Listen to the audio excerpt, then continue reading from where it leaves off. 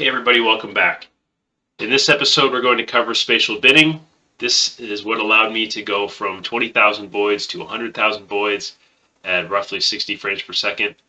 And really excited to take you through this technique. There was a lot of working through bugs to get all this working, but the results really paid off with a huge performance gain. So I'm excited to show you how I implement this and hope that it helps others out there.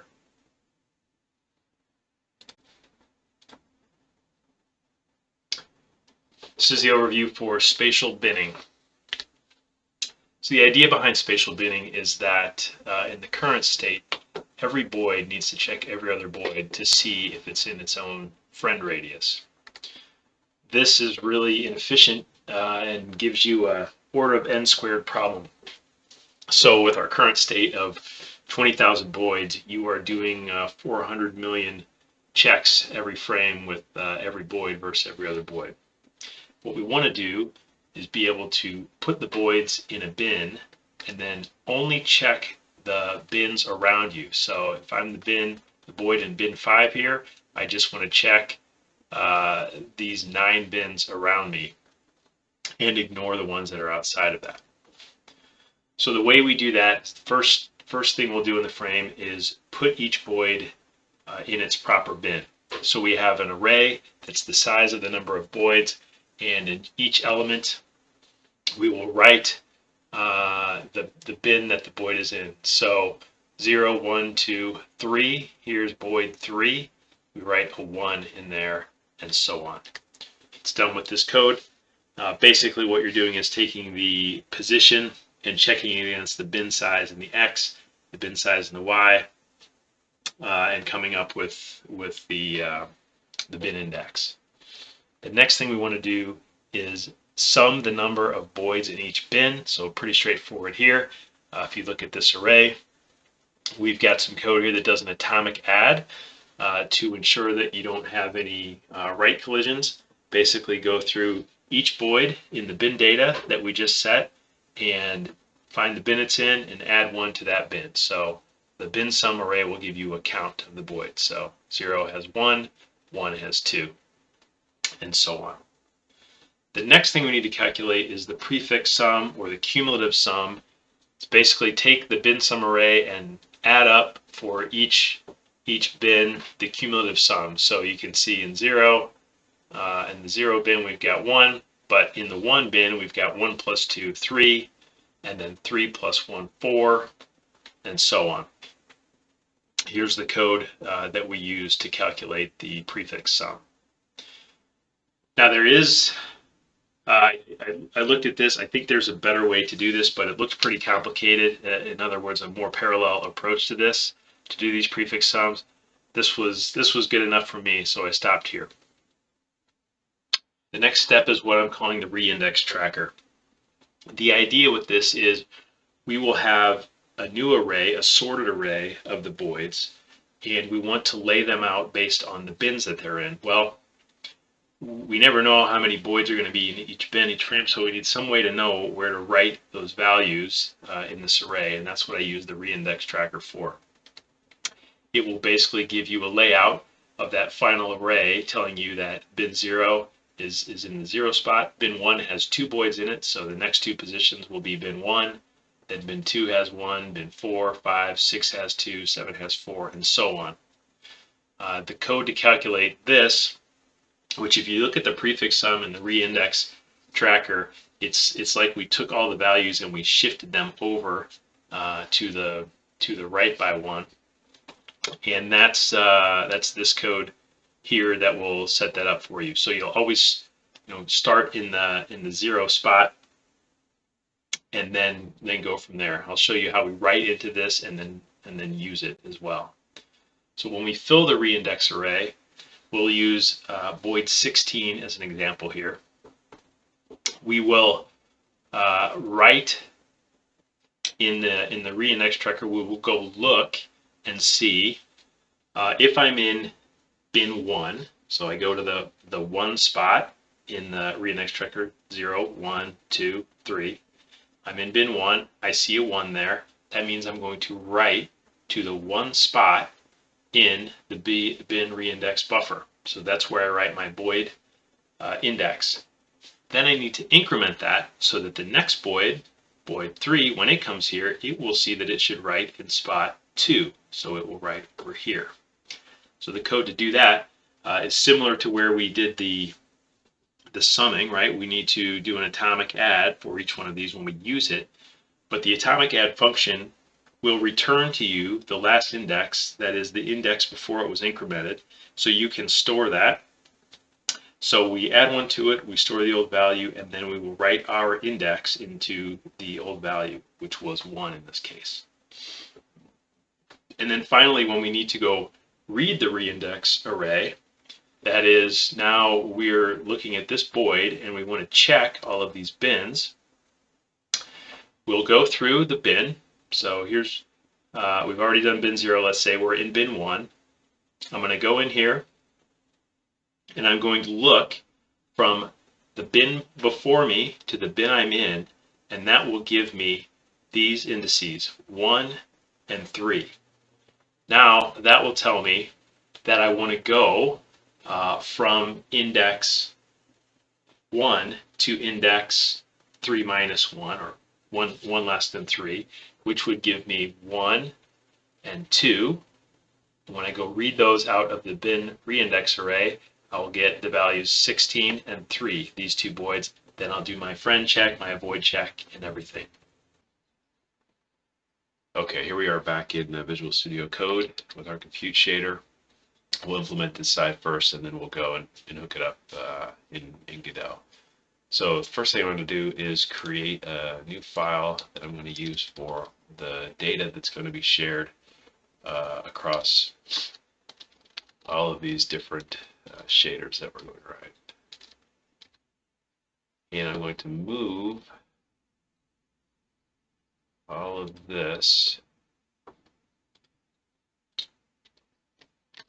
Got this out of here.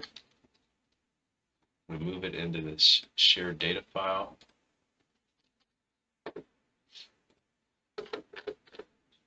And then include it back in the original, right here.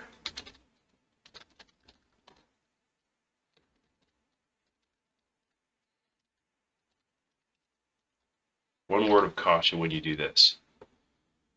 If you make changes into this file, it will not automatically recompile the files that use it. And so that can cause a lot of confusion. If you go in here and fix something, you need to find some way. I just go in and put a space in this file and save it, and then Godot will recompile it. But that can be the cause of some trouble as you go through this. We're going to add to the shared data file the uniforms that we'll need for the spatial binning that we're about to implement. So let's look at what we need for that. First thing are some parameters for the bins. We want to know the bin size, so we can do some of those calculations, and the number of bins in the X and Y direction, and then the total number of bins. So got those in bin params, and then we'll need our different arrays. So we've got the bin. This stores this will be the size of the Boids. It'll store what bin each Boid is in. Then the sum, so how many Boids in each bin, and the prefix sum, which will be the cumulative.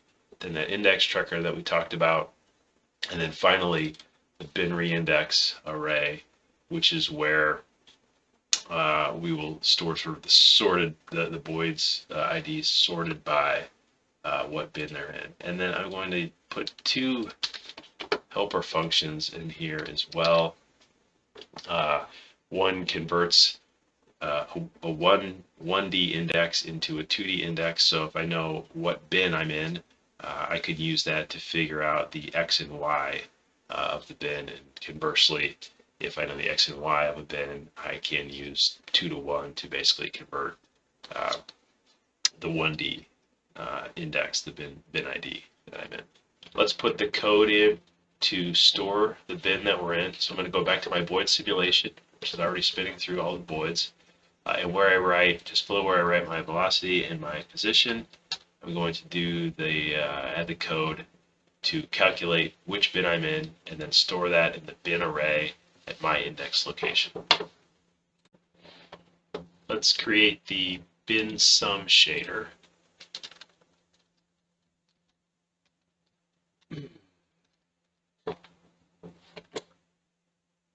So we've got our usual heading for this, and then the main function is going to do two things.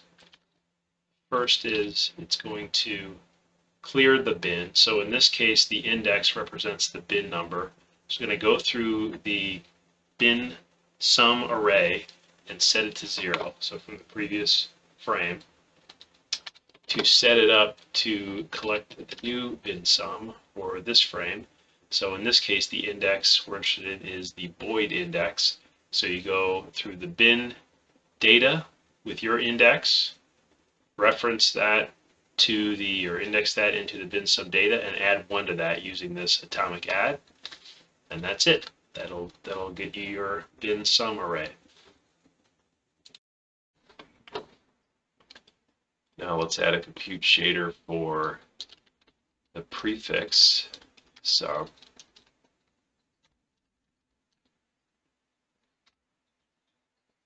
All right, same idea. We could take this.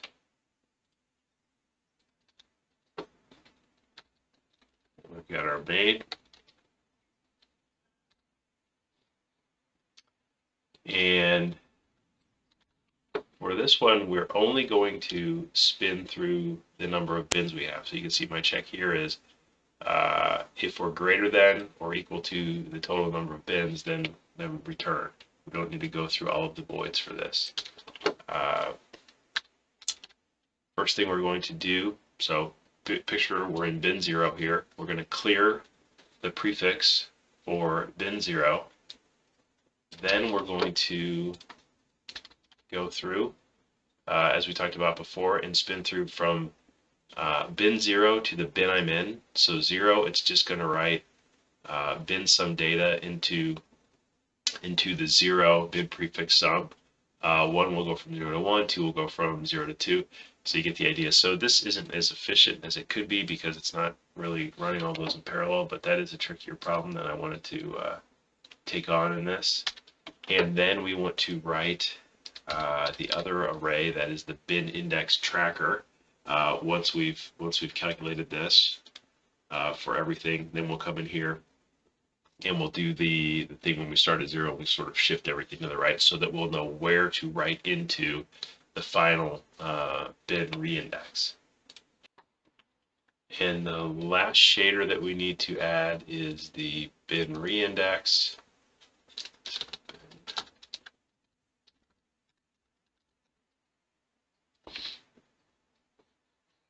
Again, same header.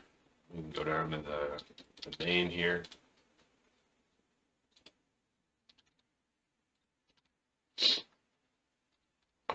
And for this one, we do need to go through every void. So we'll put this in to check for that.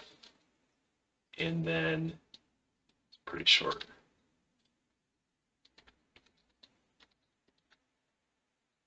We're going to read from the bin data what bin I'm in, and then do the process where we go through, we look at the index tracker and say, okay, where should I write to the reindex? And I need to add 1 to that.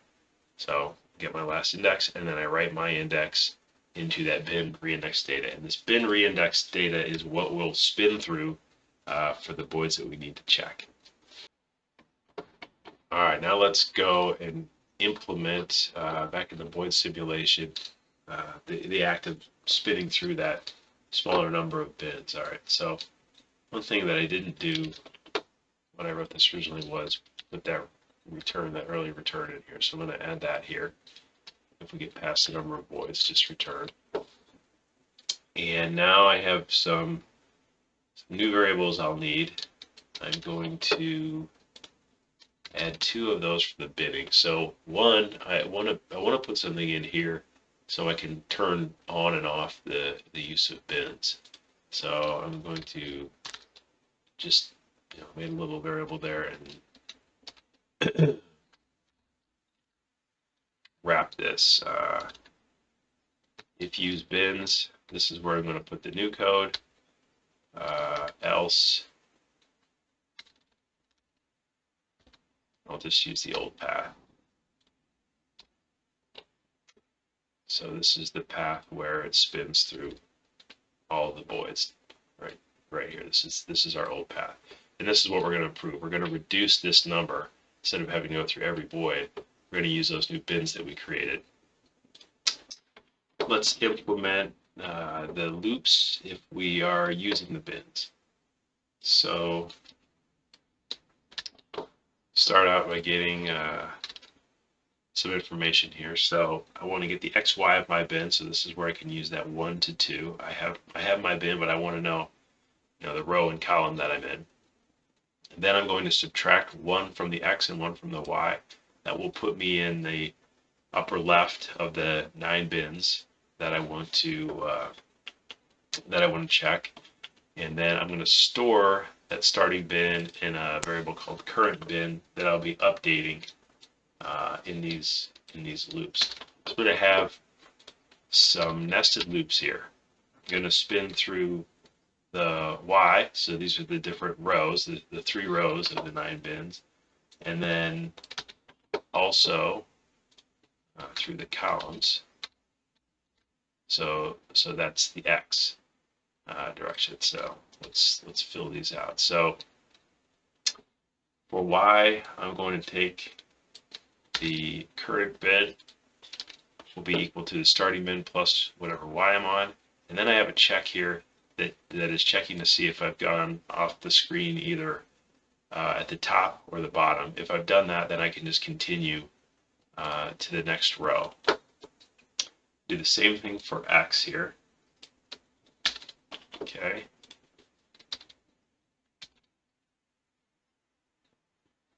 And then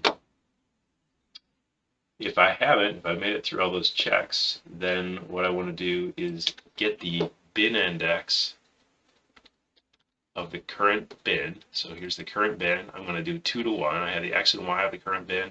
Now I want to get the bin index. And then I'm going to check the bin prefix sum, that cumulative sum, to get my starting and ending indices. So this will give me the list of voids that I need to check. And then within that, we'll get the other void here. So I will be equal to the reindex. So this is the sorted array, right, that we've got. So I'll use the index I get from here to get the other void from the reindex array that's sorted. And then basically doing the same thing that I did with my old loop. I'm just looping through less voids now. So I get the other index. I do all the same just checks to find my number of friends. Then I need to true up some of these braces. I think I've got that right now. Okay, so we should have what we need. Let's go hook this up on the Godot side. All right, back to Godot here. So I'm going to put this in distraction-free mode so we can just focus on the code. And we're going to wire up all the new compute shaders that we just created. There's one thing that I want to do. We're going to be creating new shaders and new pipelines, and so I want to be a little bit more explicit about what this pipeline is. So I'm going to call this the Boid pipeline, and then I need to go change that. A couple other areas here. This will just make it easier to keep these things straight. Because now we're going to have 4 shaders instead of 1. Okay. Clear that up. All right, let's go add the new variables for this. So up at the top here, I'm going to create a new section called bin variables. So the first ones are the bin size, and then the bins. So this will be my X and Y, and then the total number of bins, which I'll have to calculate those. So let's do that real quick. Let's add that to our ready function. Let's put that here. So you can see the bins. Basically, what we're going to do is take the size of the viewport and divide it by the number of bins. Now I want to snap this to ensure I have enough bins to cover the screen. I don't want to be left with half a bin or something like that. So I add 0.4 and call this snap function to make sure that I add an extra bin if needed, and then calculate the number of bins X times bins Y. And then just a little print statement here to check that. Now these variables, you've done this before when you made the compute shader. We're just basically rinsing and repeating for the different shaders. So this is not going to be that interesting. I'll go through this kind of quickly, but here you can see the 3 new shaders we created. I need the shader and a pipeline for each one, and buffers for the data that go with that. Now, you could make an array and not store all these variables. I'm doing this because I want to be very explicit about what we're doing. There are some benefits as well if you ever want to retrieve this data. So you can do it either way, but we're going to do it the long way for this.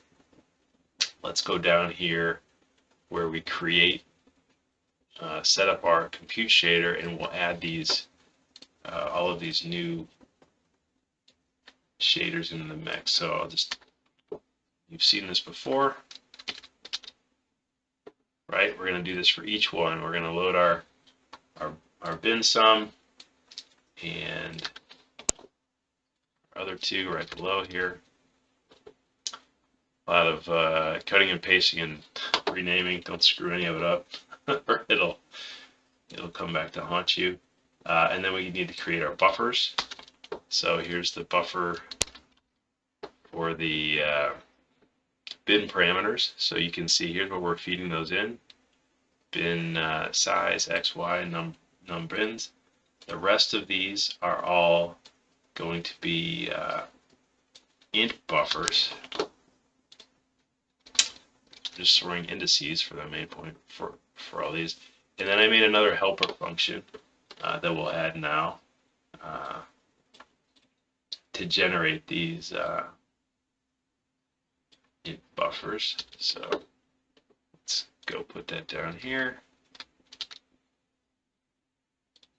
So basically, for this one, you give it the size of the buffer that you want. It'll create the array and return you the buffer. And then finally, we need to update our bindings here. So I'm going to rewrite this so we have more. And again, this order matters. These these bindings all matter as well. If you mess those up, you're going to have problems. So make sure you get all those orders correct, and then put your bindings together properly. Okay, and then finally, we need to call all of these shaders. So if I go into our where's our update texture data, update Boids. Now we're going to be calling multiple compute shaders. So let's break out some of this code that we need to call a compute shader into a function, so we can keep things a little cleaner here. So for this function, you give it the pipeline, and then it will run the compute shader for the pipeline that you give it. And then we will, here we can replace this, right, to run our Boid pipeline. But before we run that, we actually want to run the other 3 shaders. And we'll put that in here. We'll call that same function. We're going to run the bin sum pipeline first. That will clear the arrays, do the sum, then we'll do the cumulative sum, then we'll reindex, and then we'll run our Boid pipeline. You'll see I call RDSync immediately after these. I'm basically going to run these and get the results, run these, get the results, do all of that. Won't really be in parallel with respect to the CPU. But then when I run the final shader, I will not call RDSync. I'll call that in the process function. All right, the last piece that we need to remember to do is to clean up all of these new variables that we've created, these new RIDs that we've created. So if we go down to our tree exit, I'm going to add all of those in, write them. I think the order does seem to matter on here. That is, you want to clean up your buffers and then your shaders. So I'm just going to do this. So we got our uniform set, and then all of our buffers, and then the pipeline and shader for each new system. All right, two more settings that we want to change before we test this. I've already adjusted them in this, but basically, let's set our width and height of our viewport. If you go in General and search for Window, to 1920 by 1080, that'll give the voids more space. And then the stretch mode, it's important that you set this to canvas items because we want that to stay consistent as you resize your window, because we're calculating the size of the bins based on the resolution of the window. So you don't want that changing as you resize your window. All right, so with the spatial binning implemented, you can see we are running our 20,000 voids here. We are now running at 215, 220 frames per second, huge increase over the 60 frames per second. I'm going to show you a few visualization techniques that I've implemented already that I'll show you how to do in the next video. The first is that we can turn on a grid so that we can see where the bins are in the world. And then we can also, I'll pause this for a second, we can turn on a visualization that shows us the detection. Let me run this a little bit more, and we'll call out this one particular void. So you can see this void here, the yellow void, is checking all of the bins around it.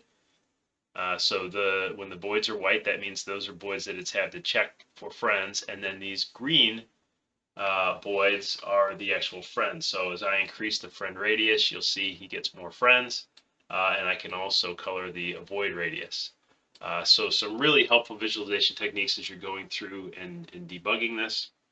Again, I'll show you that in the next video, but tell you what, let's turn the bin size down to 16. These are at 64 because they're much bigger than they need to be. And we'll crank up the number of voids to 100,000, and then we'll call it a day for this video. All right, as we said, let's turn the number of voids up to 100,000. I'm going to reduce the bin size down to 16. That will give us more smaller bins. I'm going to visualize this using the friends, and I'm set the max friends to 25. Let's see how we do here.